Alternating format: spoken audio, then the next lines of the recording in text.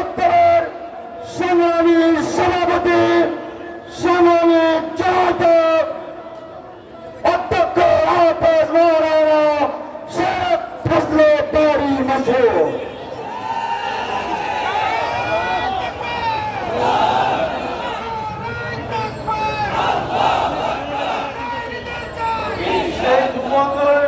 আপনারা রাস্তার দক্ষিণ পাশে দিয়ে গেছেন যে রোডে, আপনারা দক্ষিণ পাশেই থাকেন, এ পাশে জায়গা নেই, এ পাশে আসার জন্য চেষ্টা না করা ভালো, অর্থাৎ উত্তর পাশে চেষ্টা না করে ভালো আসার জন্য আপনারা দক্ষিণ পাশেই থাকেন। রাস্তা যে রাস্তা দিয়ে গিয়েছেন এই রাস্তায় আপনারা সামনের দিকে এগিয়ে আসেন স্টেজের দিকে।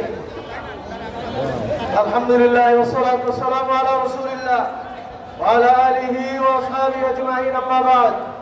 أعوذ بالله من الشيطان الرجيم. بسم الله الرحمن الرحيم.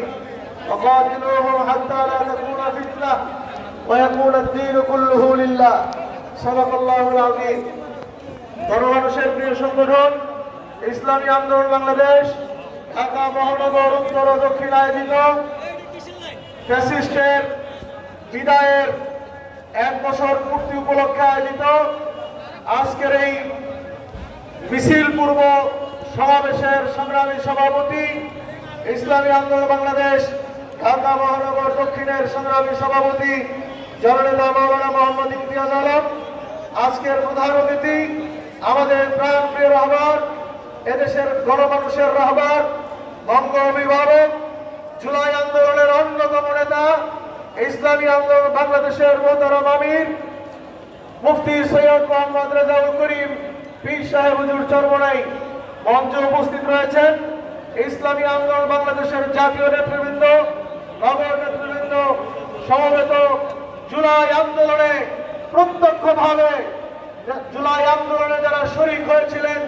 আমার নগরবাসী ভাই ও বন্ধুগণ, প্রিয় ভাইয়ের আমার, আমরা সকলেই জানি আমরা 1 বছর অতিক্রম করছি। গত বছর ঠিক এই 5 তারিখে ইতিমধ্যেই খবর হয়েছে বাংলার ডাইনি নাকি উড়াল দিবে।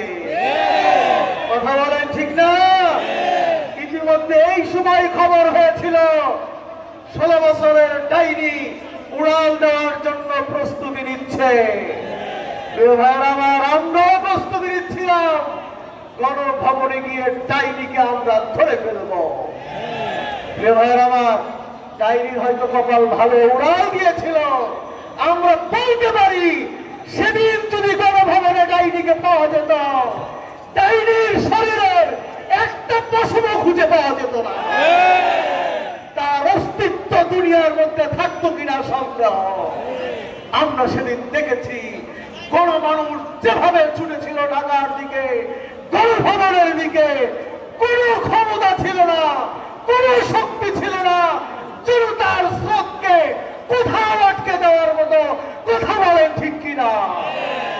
আমরা সেদিন মাঠে দেখেছি মানুষের স্রোত কত শক্তিশালী হতে পারে, বিক্ষুব্ধ জনতার স্রোত কত শক্তিশালী হতে পারে।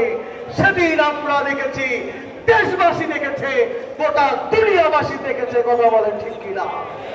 ভাইয়েরা আমার, 1 বছর অতিক্রম হয়েছে। আমাদের ভাইয়েরা যে জন্য রক্ত দিয়েছিল আমরা তো এখনো সে জায়গায় যেতে পারি নাই।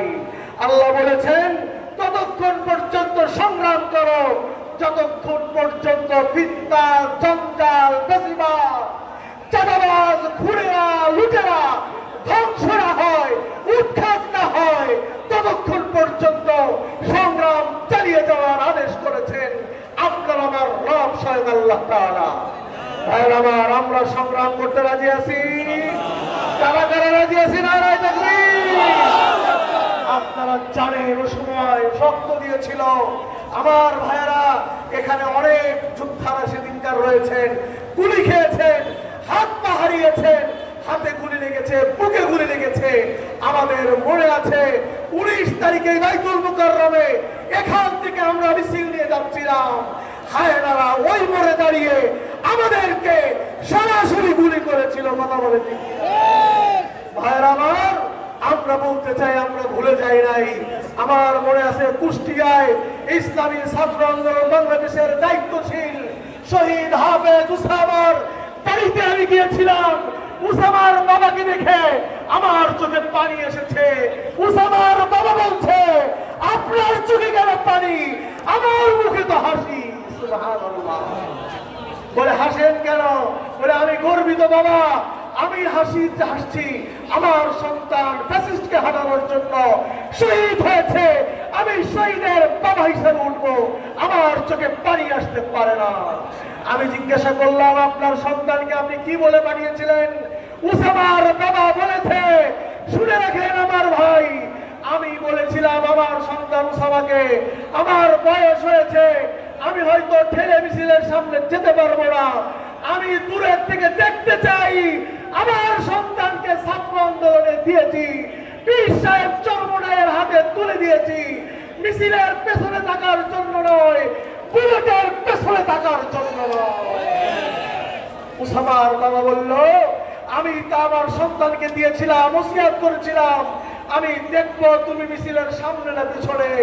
আমার মুখ জড়িয়ে ধরে শহীদ হাফেজ উসামার বাবা আমাকে জড়িয়ে ধরে বললেন, আমার সন্তান আমার কথা রেখেছে। কুষ্টিয়াতে চূড়ান্ত 5 আগস্ট যখন গুলি হচ্ছিল, আমি দেখেছি পরবর্তীতে এবং শুনেছি আমার সন্তান ফ্যাসিস্টকে হটানোর জন্য মিছিলের সামনে গিয়ে 2 হাত উঁচু করে দিয়েছিল।